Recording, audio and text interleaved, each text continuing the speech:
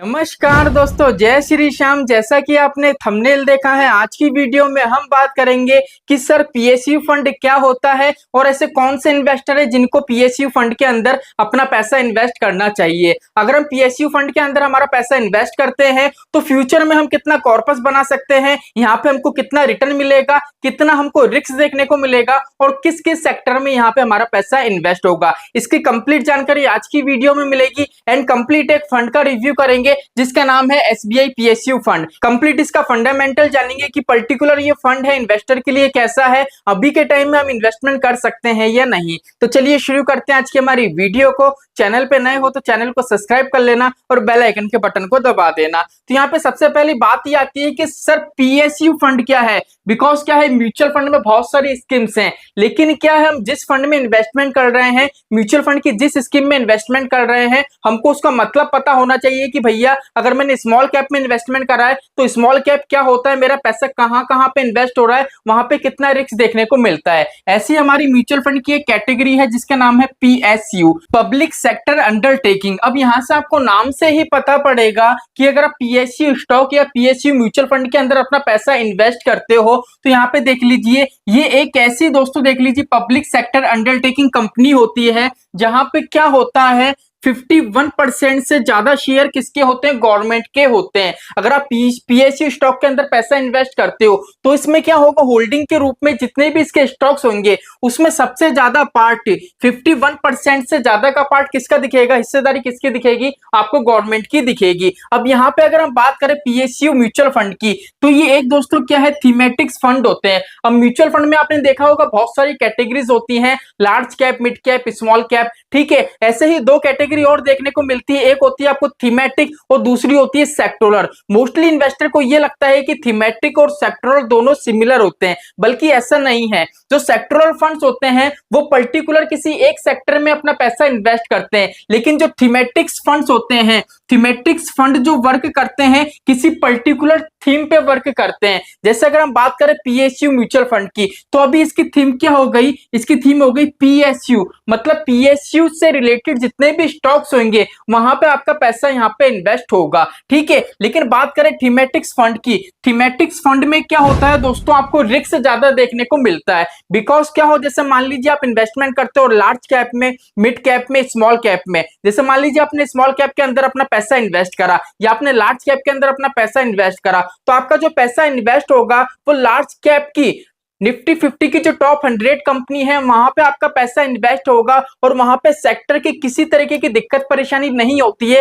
Fund manager अपनी इच्छा से किसी भी सेक्टर में अपना पैसा इन्वेस्ट कर सकता है। लेकिन जहीं बात आती है थीमेटिक्स फंड की, वहां पे क्या होता है, पर्टिकुलर एक थीम को देखना पड़ता है कि भैया जो ये म्यूचुअल फंड है पीएसयू, ये किस टाइप का म्यूचुअल फंड है, इसकी थीम क्या है। इस थीम के हिसाब से इसके जितने सेक्टर हैं वहां पे सिर्फ इसका पैसा इन्वेस्ट होगा। जैसे बात आती है एसबीआई पीएसयू फंड की, अगर यहाँ पे देख लीजिए सेक्टर की बात करें तो यहाँ पे 4 सेक्टर में आपका पैसा इन्वेस्ट हो रहा है। एनर्जी में हो रहा है, फाइनेंशियल में हो रहा है, इंश्योरेंस में हो रहा है, कैपिटल गुड्स में हो रहा है। तो यहाँ पे क्या होता है, अगर हम थीमेटिक्स फंड के अंदर इन्वेस्टमेंट करते हैं तो यहाँ पे हमको थोड़ा रिस्क ज्यादा देखने को मिलता है। बिकॉज हम जिस सेक्टर में हमारा पैसा इन्वेस्ट हो रहा है, मान लीजिए अभी के टाइम में हमको वो ग्रोथ दे रहा है, लेकिन फ्यूचर में अगर वो डाउन चले जाता है तो हमको वहां पे नुकसान हो सकता है। तो यहाँ पे कहने का मतलब आपको पता पड़ गया होगा कि सर पीएसयू फंड से थीमेटिक्स फंड है, अगर यहाँ पे हम इन्वेस्टमेंट करते हो तो हमको यहाँ पे रिस्क तो देखने को मिलेगा, ठीक है। अगर आप पीएसयू फंड के अंदर इन्वेस्टमेंट करते हो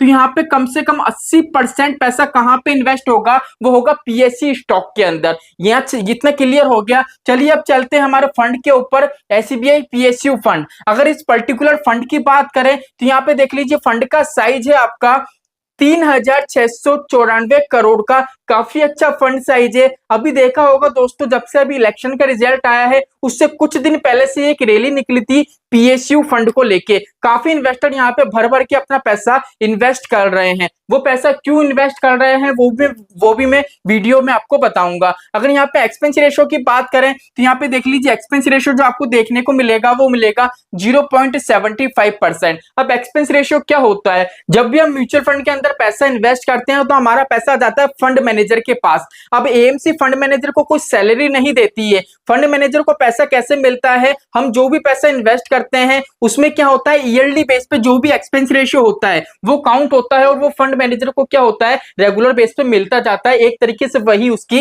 इनकम होती है। अगर यहाँ पे बात करें एक्सिट लॉट की तो बहुत अच्छा कंसेप्ट है। अगर एक महीने के अंदर अंदर, अगर 30 दिन के अंदर अंदर अगर आपका पैसा निकालते हो तो यहाँ पे क्या होगा, 0.50% क्या होगा, आपका एक्सिट लॉट लगेगा। तो काफी अच्छा कंसेप्ट है। अगर खर्चे की बात करें तो इस म्यूचुअल फंड में खर्चा आपको कम देखने को मिलता है, काफी बेटर चीज है। तो बात आती है कि सर होल्डिंग की कि अगर हम इस पर्टिकुलर म्यूचुअल फंड के अंदर इन्वेस्टमेंट करें तो टोटल हमारा पैसा है वो किस किस कंपनीज में इन्वेस्ट होगा। तो टोटल आपकी जो स्टॉक्स होंगे, टोटल जो कंपनीज होंगे वो 26 कंपनी में क्या होगा, आपका पैसा इन्वेस्ट होगा। अब यही आप एक काम करना, म्यूचुअल फंड में large cap, mid cap, small cap, किसी भी कैटेगरी में कोई सा भी फंड उठाना, वहां पे आप होल्डिंग चेक करना, होल्डिंग आपको ज्यादा मिलेगी। वो होल्डिंग ज्यादा इसलिए मिलेगी बिकॉज क्या है, वो नॉर्मल इक्विटी के फंड है। अभी यहाँ पे बात करें तो थीमेटिक फंड है, इस वजह से क्या है, पर्टिकुलर किसी थीम पे वर्क हो रहा है, इसलिए यहाँ पे अगर आप स्टॉक की संख्या देखोगे तो यहाँ पे स्टॉक की संख्या है आपको कम देखने को मिलेगी। अब यहाँ पे देख लीजिए, आपका जो पैसा इन्वेस्ट होगा वो लार्ज कैप में भी होगा, मिड कैप में भी होगा, स्मॉल कैप में भी होगा। अब आप मुझे ये बोलोगे कि सर अगर हम मान लीजिए लार्ज कैप में करते हैं इन्वेस्ट, या मिड कैप में करते हैं या स्मॉल कैप में इन्वेस्ट करते हैं, जैसे मान लीजिए हमने क्वांट स्मॉल कैप में इन्वेस्टमेंट करा, तो भी सर वहां पे हमको डाइवर्सिफिकेशन देखने को मिलता है, हमारा पैसा मिड कैप में भी लगता है, स्मॉल कैप में भी लगता है। तो सर इसमें और उसमें क्या डिफरेंस है, इसमें और उसमें वो डिफरेंस है बिकॉज क्या है, जैसे मान लीजिए आपने क्वांट स्मॉल कैप में इन्वेस्ट करा, वहां पे आपका मिड कैप में भी लगेगा और आपका स्मॉल कैप में भी लगेगा, लेकिन वहां पे कोई पाबंदी नहीं है कि भैया मिड कैप के आप इस सेक्टर में पैसा नहीं लगा सकते, सिर्फ इस सेक्टर में आपको पैसा लगाना है। स्मॉल कैप के आप सिर्फ पांच सेक्टर है, यहाँ पे पैसा लगा सकते हो, इन सेक्टर में पैसा नहीं लगा सकते। लेकिन यहाँ पे क्या बाउंडेशन है कि लार्ज कैप के ऐसे स्टॉक, ठीक है, जो थीमेटिक्स वर्क, जो इस थीम के अंदर आते हैं वहां पे आपका पैसा इन्वेस्ट होगा। मिड कैप में ऐसे स्टॉक देखे जाएंगे जो पर्टिकुलर इस थीम पे वर्क करते हैं, स्मॉल कैप के ऐसे स्टॉक देखे जाएंगे जो पर्टिकुलर इस थीम पे वर्क करते हैं, वहां पे ही आपका पैसा इन्वेस्ट होगा। तो यहाँ पे ये चीज समझो, दोनों का जो डिफरेंस है पहले वो आप समझो। अगर बात करें लार्ज कैप की तो यहाँ पे आपको जो लार्ज कैप में पैसा इन्वेस्ट होगा वो होगा 64.69%। अगर मिड कैप की बात करें तो 22.93%। अगर स्मॉल कैप की बात करें तो 3.91% क्या हो रहा है, यहाँ पे आपका इन्वेस्ट हो रहा है स्मॉल कैप के अंदर। अब यहाँ पे ये चीज देख लीजिए, आपका जो स्टेबल कंपनी है लार्ज कैप की, निफ्टी 50 की जो टॉप 100 कंपनी है, वहां पे आपको जो पैसा इन्वेस्ट हो रहा है वो 64.69% हो रहा है। तो यहाँ से आपको स्टेबिलिटी मिलती है। जो मिड कैप है वहां से आपका रिटर्न है वो अच्छा खासा जनरेट हो जाता है। अब यहाँ पे अगर हम बात करें दोस्तों इक्विटी की, कि सर हमारा अगर पैसा हम इन्वेस्ट करते हैं तो इक्विटी के अंदर कितना पैसा इन्वेस्ट होगा, तो इक्विटी के अंदर आपको जो पैसा इन्वेस्ट होगा वो 91.5% होगा। और अगर कैश की बात करें तो ये फंड है जो कैश होल्ड लेके चलता है वो 8.4% लेके चलता है। देखो अगर पीएसयू फंड की बात करें तो रेगुलर बेस पे इन्वेस्टर है वो यहाँ पे पैसा भी जमा कराते हैं, और जो रिटेल इन्वेस्टर है वो रेगुलर बेस पे यहाँ से अपना पैसा निकालते भी हैं। इसलिए क्या है, अगर आप इस फंड को देखोगे तो यहाँ पे जो कैश होल्डिंग है वो आपको 5% से ज्यादा दिखेगी, जिससे लिक्विडिटी की प्रॉब्लम नहीं आए जब कोई भी रिटेल इन्वेस्टर अपना पैसा यहाँ से रिडीम करे। अगर बीटा की बात करें तो यहाँ पे देख लीजिए 0.99% है, मतलब 1% से 0.1 का फर्क है। वो इसलिए है क्योंकि बीटा क्या है, एक पैरामीटर, अगर बीटा 1% से ज्यादा होता है तो हम ये कह सकते हैं कि भैया हमारा जो पर्टिकुलर फंड है वो मार्केट से ज्यादा रिस्क लेके हमको यहाँ पे रिटर्न बना के दे रहा है। लेकिन यहाँ पे ये चीज देखो, अगर बीटा की बात करें तो 1% में सिर्फ 0.1 कम है, इसलिए यहाँ पे आप देखोगे तो रिस्क आपको ज्यादा देखने को मिलेगा बिकॉज एक थीमेटिक फंड है। ठीक है, अब यहाँ पे ये चीज मत देखो कि भैया 51% से ज्यादा पार्ट गवर्नमेंट का है तो कंपनीज अच्छी हैं, फंड अच्छा है, हम इन्वेस्ट करेंगे तो हमको ग्रोथ मिलेगी। देखो ग्रोथ किन लोगों को मिलेगी, किन इन्वेस्टर को नहीं मिलेगी, इसके लिए कंप्लीट वीडियो वॉच करना, बिल्कुल आसानी से आप समझ जाओगे। ठीक है, अगर हम पीएसयू स्टॉक की बात करें तो अभी क्या है, गवर्नमेंट की तरफ से देखें तो दोस्तों काफी ज्यादा यहाँ पे आपको बेनिफिट्स देखने को मिल रहा होगा। गवर्नमेंट दिन प्रतिदिन पीएसयू कंपनीज है वहां पे फोकस कर रही है, इस हिसाब से आपको यहाँ पे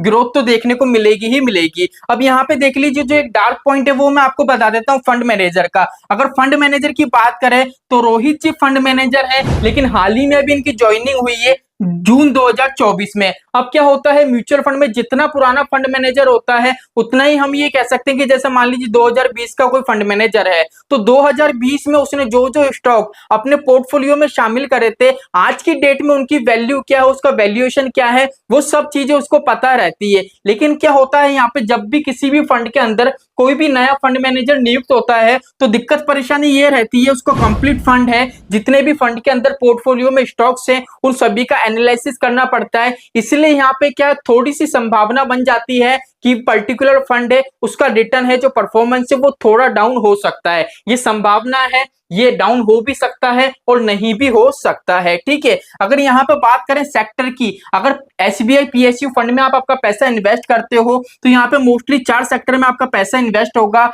एनर्जी में होगा 42%, फाइनेंशियल में होगा 23%, इंश्योरेंस में होगा 10% और कैपिटल गुड्स में होगा आपका 10%। ठीक है, तो यहाँ पे देख लीजिए सेक्टर के हिसाब से जो आपके देख रहे हैं, आपको 26 स्टॉक दिख रहे हैं, वो 26 स्टॉक किस किस सेक्टर के हैं, इन चारों सेक्टर के हैं जो अभी मैंने आपको बता दिए। अब मोस्टली इन्वेस्टर यहाँ पे अपना पैसा क्यों इन्वेस्ट करते हैं, पहले तो देखो जो मैंने आपको बताया जून 2024 में फंड मैनेजर वो चेंज हुए, इसीलिए यहाँ पे मैंने आपको 1 मंथ का रिटर्न बताया है। 1 मंथ का इसका रिटर्न है वो है 2.53%। ठीक है, अब यहाँ पे देख लीजिए 1 ईयर का रिटर्न जो आपने थंबनेल में देखा था 91%, तो देख लीजिए यहाँ पे 1 ईयर के रिटर्न की बात करें तो 91.70% है। अब मोस्टली इन्वेस्टर क्या करते हैं, 1 साल का रिटर्न देखते हैं, अब वो देखते हैं यार 1 साल में इतना रिटर्न दिया, अगर मैंने यहाँ पे 1 लाख रुपए इन्वेस्ट करे होते 1 साल पहले तो अभी के टाइम में मेरी जो वेल्थ क्रिएट हो जाती वो 91 लाख हो जाती। तो यहाँ पे मोस्टली इन्वेस्टर का वो रहता है कि भैया इतना ज्यादा रिटर्न बन रहा है तो यहाँ पे क्या इन्वेस्ट कर डालो। लेकिन आप क्या करते हो,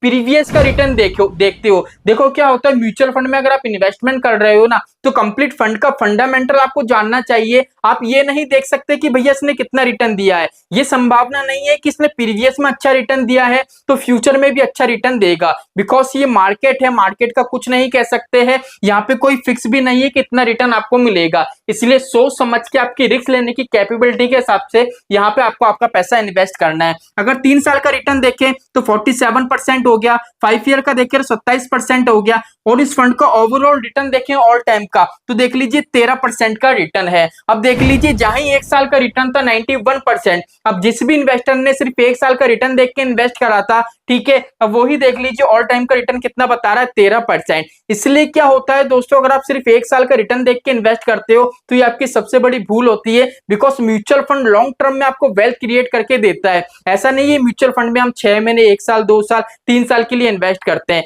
म्यूचुअल फंड में हम जितने ज्यादा लॉन्ग टर्म के लिए इन्वेस्ट करेंगे उतना ही कंपाउंडिंग का यहाँ पे फायदा आपको देखने को मिलेगा। अब बात ये आती है कि सर पीएसयू फंड है वो काफी रिस्की होते हैं बिकॉज थीमेटिक स्कीम यहाँ पे रहती है, तो सर यहाँ पे इन्वेस्टमेंट करना चाहिए या नहीं। देखो पहली चीज तो ये है, अगर आप ये सोच रहे हो कि मुझे, जैसे मान लीजिए आज आपका टारगेट है कि मुझे 10,000 रुपए की एसआईपी करनी है, अगर आप ये सोचो कि ये 10,000 पूरे की पूरे मैं सिर्फ पीएसयू स्टॉक के अंदर लगा दूं, पीएसयू म्यूचुअल फंड के अंदर इन्वेस्टमेंट कर दूं, तो ये सिर्फ एक बेवकूफी होगी। ठीक है, बिकॉज क्या है, जैसे मान लीजिए आपके पोर्टफोलियो में 4 से 5 फंड है, अब वो कोई सी भी कैटेगरी के हो, लार्ज के हो, मिड के हो, स्मॉल के हो, अब आप ये चाहते हो एक म्यूचुअल फंड है वो शामिल करना चाहते हो आपके पोर्टफोलियो में पीएसयू का, तो आप कर सकते हो। लेकिन सारे के सारे जो फंड हैं सिर्फ पीएसयू के अपने पोर्टफोलियो में शामिल करो, ये बिल्कुल गलत चीज हो जाती है। बिकॉज क्या है, यहाँ पे जो आपको रिस्क है वो ज्यादा देखने को मिलती है। इसलिए अगर आपके पोर्टफोलियो में 4-5 फंड है और किसी एक फंड को आप शामिल करना चाहते हो तो पीएसयू के फंड को ले सकते हो, और एसबीआई पीएसयू फंड है वो काफी बेटर फंड है जिसने अभी तक इन्वेस्टर को ग्रोथ बना के दी है और आगे भी इन्वेस्टर को ग्रोथ बना के देगा। तो चलिए दोस्तों, आज के लिए इतना ही, मिलते हमारी नेक्स्ट वीडियो में। जय श्री श्याम दोस्तों, जय श्री राधे।